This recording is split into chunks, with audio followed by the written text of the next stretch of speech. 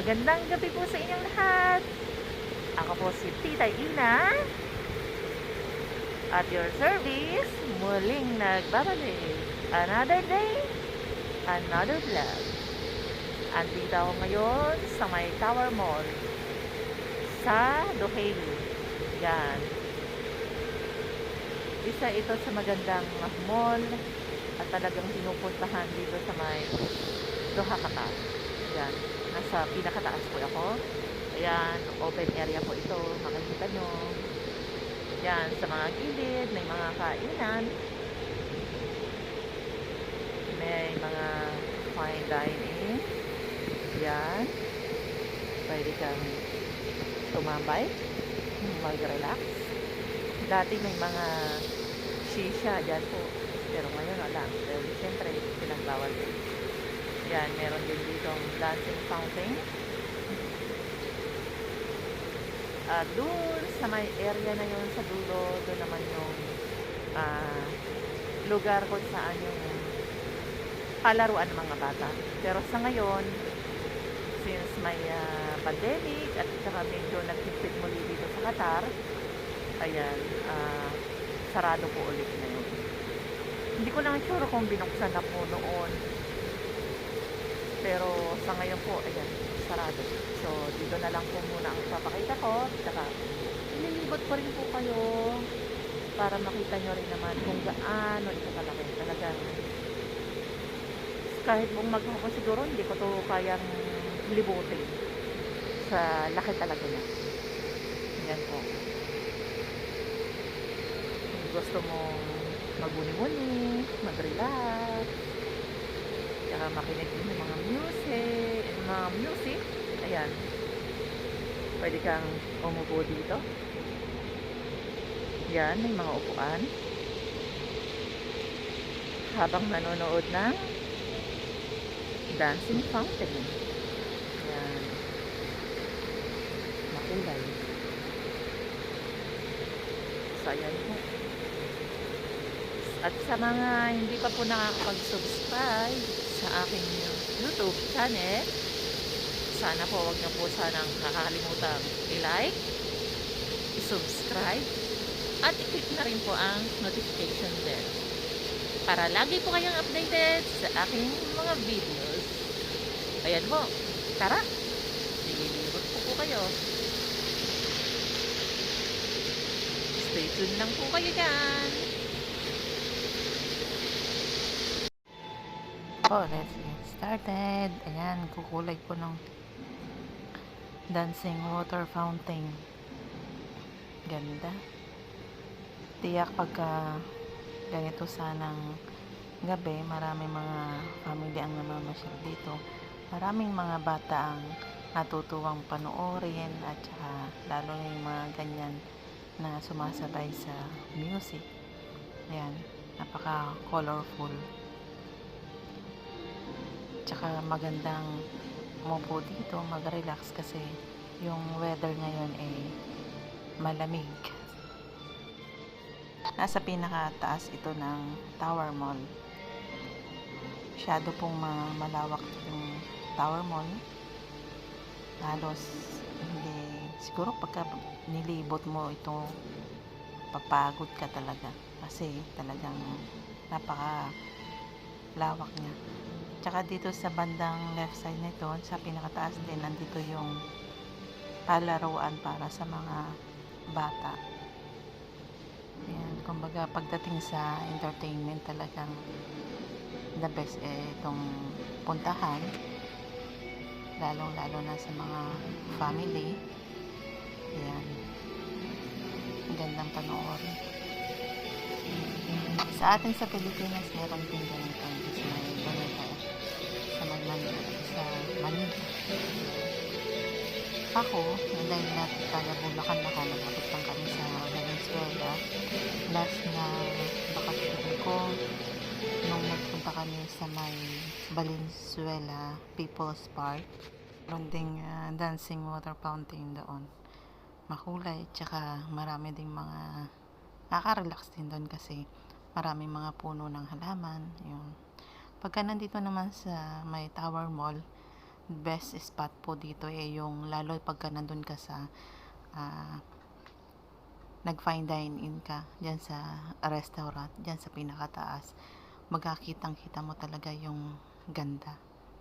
Tsaka overlooking na rin. Yan po.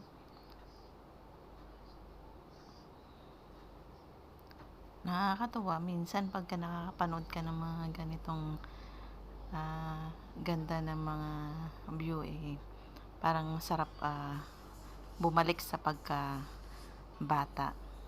Minsan yung mga bagay na ganito kung kailan na nagkakaedad na tayo, saka pa lang natin nararanasan na manood or magpunta sa mga ganitong lugar. Kaya ako, thankful na din ako dahil isa ako sa naging maswerte na nakapunta sa ibang bansa, lalo dito napuntahan ko dito sa Doha, Qatar, maayos, safe, tsaka pagdating sa pagpapalakad ng hari maganda rin, lalong lalo na pagdating sa kung sa health ang pag-uusapan. Ito yung masasabi kong second home ko. Tapos ako, naisipan ko ring mag-vlog or mag-video ng mga ganito kasi nagbi-video ako naman, hilig ko din naman mag-video, kaya lang ang nagiging problema ko lang yung cellphone ko, pagka marami kasing video na naka-save, hindi na kaya ng memory, kaya yun, naisipan ko na ring pasukin ang YouTube, at least yung mga video ay na i-share ko or na ipapakita ko rin sa aking family, at sana someday somehow madala ko rin sila dito para maipakita ko rin sa kanila yung kung ano yung napuntahan kong bansa. Yan. Tsaka kahit papaano naman, kahit hindi pa naman sila nakakarating dito, at least nakikita nila yung mga lugar or napapanood nila yung kung saan bansa ako namamalagi. Yan. At sana rin po sa mga nakakapanood, sana mag-enjoy din kayong panoorin.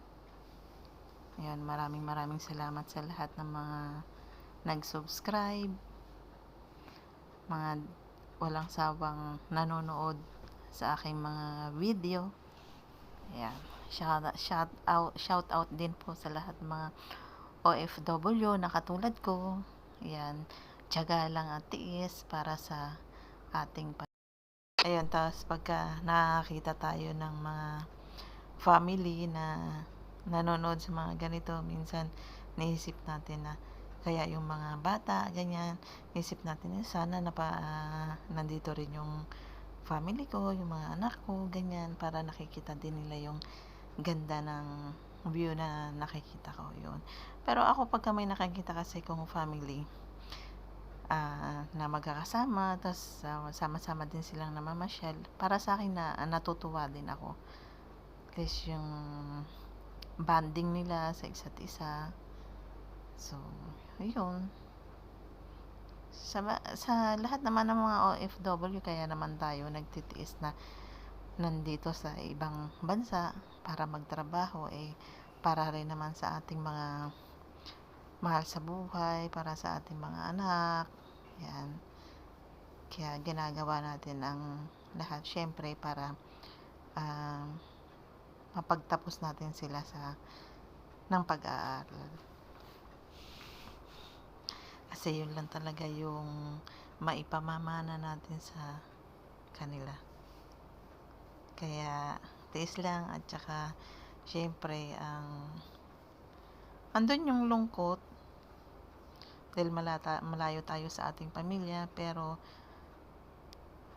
ganun talaga. At least tayo pinalad na mapunta sa ibang bansa, at saka maganda rin yung naging trabaho kahit papano, kaya dapat sa lahat ng mga bagay na magandang nangyayari sa ating buhay, dapat ay pagpasalamat na din natin.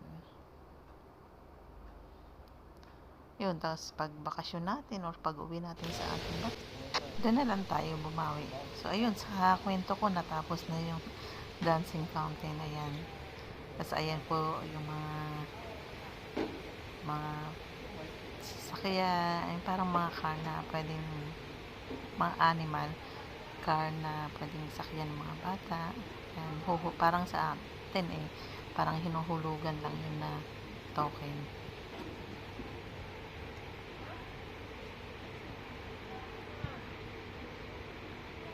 Ayan, ganyan lang. After ng work, syempre sa buong maghapong pagtatrabaho, deserve din naman natin na mag-relax. Sa work ko naman, hindi naman siya ganun ka-stress, hindi rin naman ganun masyadong nakakapagod at nakaka-enjoy din, lalong-lalo na dahil sa syempre, lalo pagka nabibigyan mo ng magandang servisyo yung mga customer, nakakapagbigay ka ng idea. Pwede ka mag-relax, fine dining ito yung lemon. Yan. Usually, pag ganitong araw, marami ng mga customer dyan.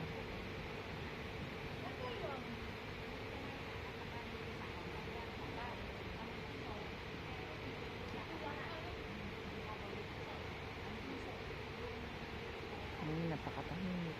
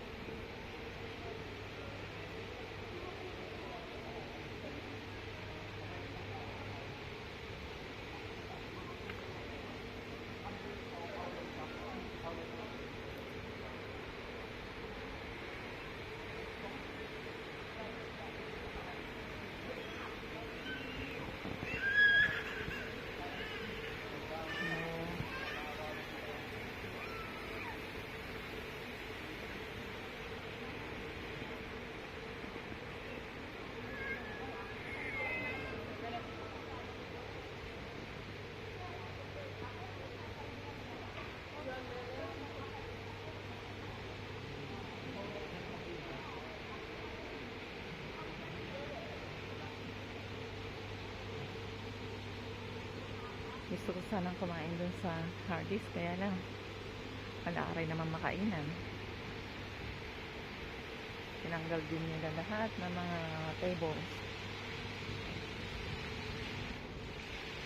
Ayan o.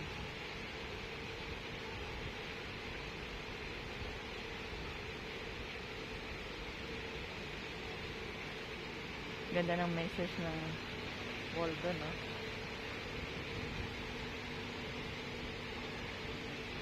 Sa isa dito.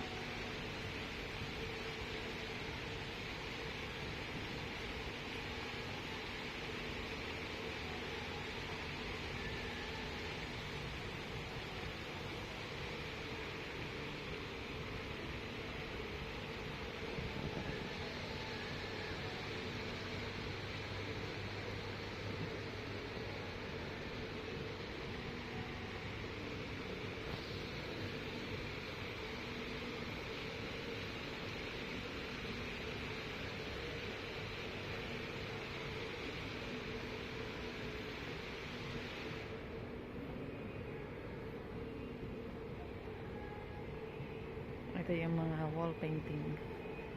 Home.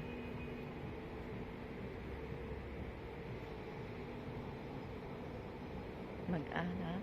Tapos, yan. Fun. Laughter. Joy.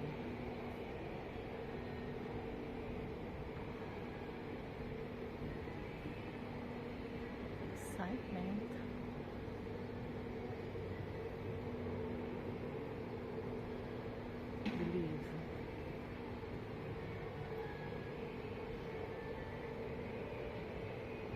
enjoy games.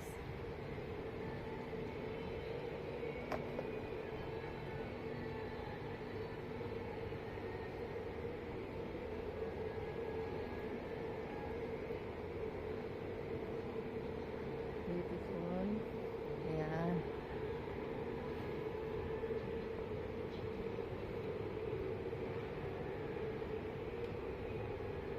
Caring.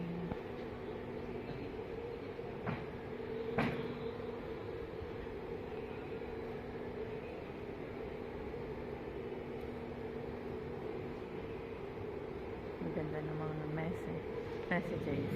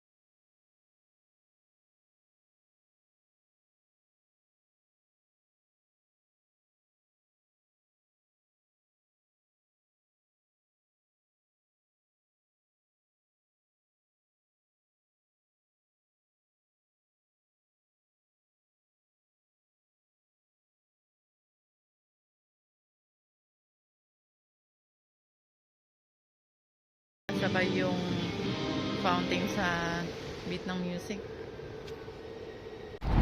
Ayan po, at